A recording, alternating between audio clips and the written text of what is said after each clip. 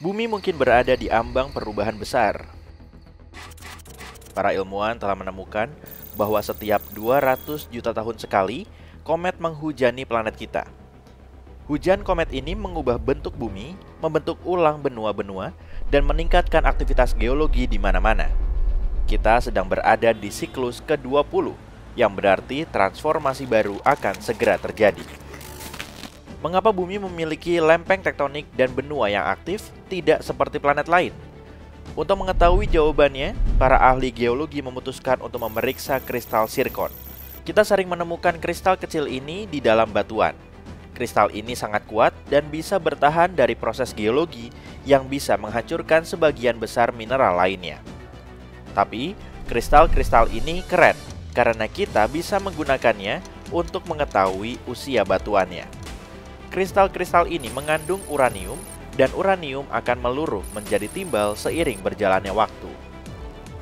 Dengan mengukur berapa banyak uranium yang meluruh dalam kristal dan berapa banyak yang tersisa, kamu bisa mengetahui usia mineral. Jadi, kita bisa menggunakan trik ini untuk mempelajari banyak hal tentang kerak bumi dan sejarahnya. Baru-baru ini, para ahli geologi meneliti kristal zirkon dari dua benua dan wilayah tertua di bumi. Keraton Amerika Utara di Greenland dan Keraton Pilbara di Australia Barat. Ternyata batuan dari benua-benua ini dapat memberitahu kita apa yang terjadi pada planet kita selama zaman Arkea, dari 2,8 hingga 3,8 miliar tahun yang lalu. Itu adalah era yang luar biasa bagi planet kita, saat magma yang kaya akan elemen yang belum pernah kita lihat sebelumnya menembus permukaan dan meletus untuk pertama kalinya. Peristiwa ini mengubah bentuk bumi selamanya. Dan ketika para ilmuwan mempelajarinya, mereka melihat sesuatu yang lain. Sepertinya ada sebuah siklus, di mana setiap 200 juta tahun, bumi mulai membentuk kerak benua baru karena suatu alasan. Ketika mereka mengeksplorasi hal ini lebih jauh, mereka tiba-tiba menyadari bahwa hal ini mungkin disebabkan oleh galaksi kita. Tata surya kita terletak di galaksi Bima Sakti. Di sini, di lengan Orion. Sebuah lengan adalah tempat yang memiliki banyak sekali bintang, gas, dan debu. Ada banyak lengan di Bima Sakti. Ada yang lebih besar dan lebih kecil. Dan lengan-lengan itu memanjang dan melingkar ke arah luar, membuat galaksi terlihat seperti spiral.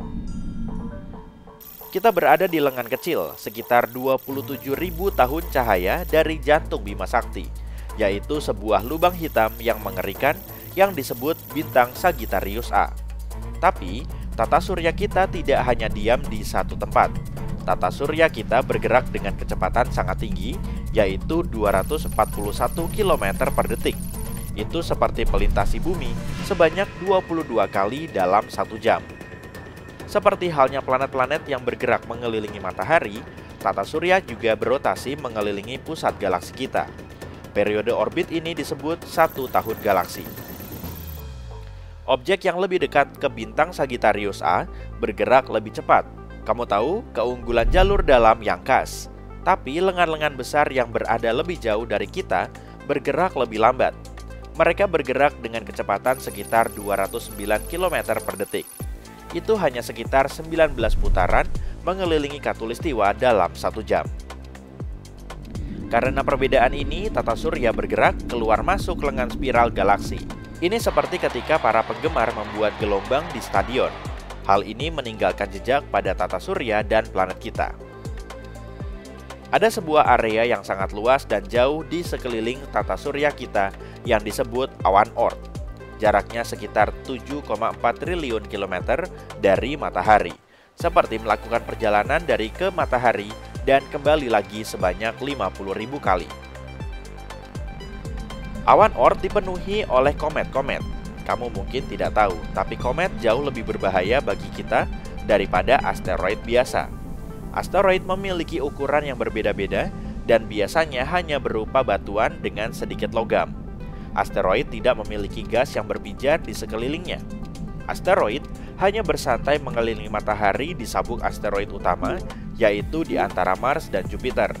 Dan jika Jupiter yang agung dengan gravitasinya yang dahsyat tidak menghentikannya, kadang-kadang mereka menabrak kita, menyebabkan kekacauan di sana-sini. Tapi, komet adalah objek kecil yang sebagian besar terbuat dari es dan batuan. Ketika komet mendekati matahari, komet akan memanas dan melepaskan debu dan gas. Hal ini membentuk awan bercahaya di sekelilingnya yang disebut koma. Inilah yang kita lihat sebagai ekor saat komet bergerak. Dan konsekuensinya jauh lebih ekstrim. Ketika kita menyelesaikan 1 tahun galaksi, objek-objek es dari awan Oort terdorong ke arah semua planet. Dan ketika kita memasuki lengan spiral besar galaksi kita, hujan badai pun dimulai. Komet jauh lebih cepat daripada asteroid. Ketika menabrak bumi, komet meninggalkan dampak yang sangat besar dan meninggalkan kawah-kawah raksasa. Energi dari tumbukan ini bisa melelehkan sebagian besar kerak dan mantel bumi. Batuan yang meleleh kemudian naik ke permukaan dan mengambang di sana. Saat mendingin, batuan itu mengeras dan membentuk kerak baru. Seiring waktu, potongan-potongan kecil kerak bumi ini bisa bergabung dan tumbuh lebih besar karena lebih banyak magma yang memadat menempel padanya. Pada akhirnya, semua ini membentuk benua-benua besar. Jadi, sekali dalam 1 tahun galaksi, ketika komet mulai lebih sering menghantam bumi, komet-komet tersebut benar-benar mengubah struktur bumi dan membantu menciptakan daratan baru. Bukti lain dari hal ini adalah lapisan bola. Inilah yang kita sebut partikel-partikel kecil berbentuk bulat yang terbentuk dari materi yang terlontar saat tumbukan. Ketika kita mengamati mereka juga cocok dengan waktu siklus. Lapisan bola di planet-planet kita terbentuk tepat ketika bumi melintasi lengan spiral Bima Sakti. Dan sebagian besar terbentuk saat bumi berusia lebih dari 1 miliar tahun. Ada banyak siklus yang mempengaruhi planet kita. Misalnya siklus Milankovitch, siklus yang memberitahu kita bagaimana orbit dan kemiringan bumi berubah dari waktu ke waktu. Hal ini memengaruhi iklim planet ini. Tapi siklus baru yang berlangsung selama 200 juta tahun ini merupakan siklus yang sama sekali baru. Dulu kita percaya bahwa benua hanya terbentuk karena hal-hal yang terjadi di dalam planet kita, dan mungkin asteroid sedikit mempengaruhinya. Tapi sekarang, sepertinya benua-benua itu lahir dan terbentuk karena Bima Sakti sendiri. Para ilmuwan sekarang ingin mempelajari endapan purba ini untuk mengetahui apakah hal itu benar. Jika benar, ini bisa berarti bahwa kita semakin dekat dengan aktivitas geologi yang besar. Benua-benua mungkin akan mulai terbentuk kembali atau bahkan menyatu untuk membentuk sebuah benua super baru. Benua-benua di planet kita terlihat seperti potongan-potongan puzzle yang sangat cocok seperti Amerika Selatan dan Afrika, dan itu bukanlah suatu kebetulan. Bertahun-tahun yang lalu, mereka membentuk satu benua super yang disebut Pangaea. Pangaea dulunya adalah daratan yang penuh dengan makhluk unik, seperti jerapah berleher Tanystropheus, Lystrosaurus yang ompong, dan reptil burung Drepanosaurus. Tapi tanah di bawah kita selalu bergerak, mengambang di atas magma seperti sayuran yang mengambang di atas sup yang sangat panas. Dan akhirnya, Pangaea pun pecah. Namun ini bukanlah satu-satunya kisah cinta super dalam sejarah kita. Menyatu dan kemudian berpisah, ini terjadi secara teratur, seperti halnya pasangan yang toksik. Biasanya hal ini terjadi setiap 200 hingga 600 juta tahun. Jadi ya, semua benua yang ada saat ini akan bersatu lagi suatu hari nanti. Kita akan menyebutnya Pangaea Proxima, Pangaea Ultima, atau Amasya. Itu bisa terbentuk pada tahun galaksi berikutnya. Ada banyak teori tentang bagaimana hal itu bisa terjadi. Afrika mungkin bergabung dengan Eropa, dan Australia mungkin bergerak ke utara menuju Asia. Hidup di Pangaea 2.0 akan sangat menantang. Orang-orang di sana kemungkinan besar akan memiliki kulit, rambut, dan mata yang gelap. Orang-orang di sana kemungkinan besar akan memiliki kulit, rambut, dan mata yang gelap.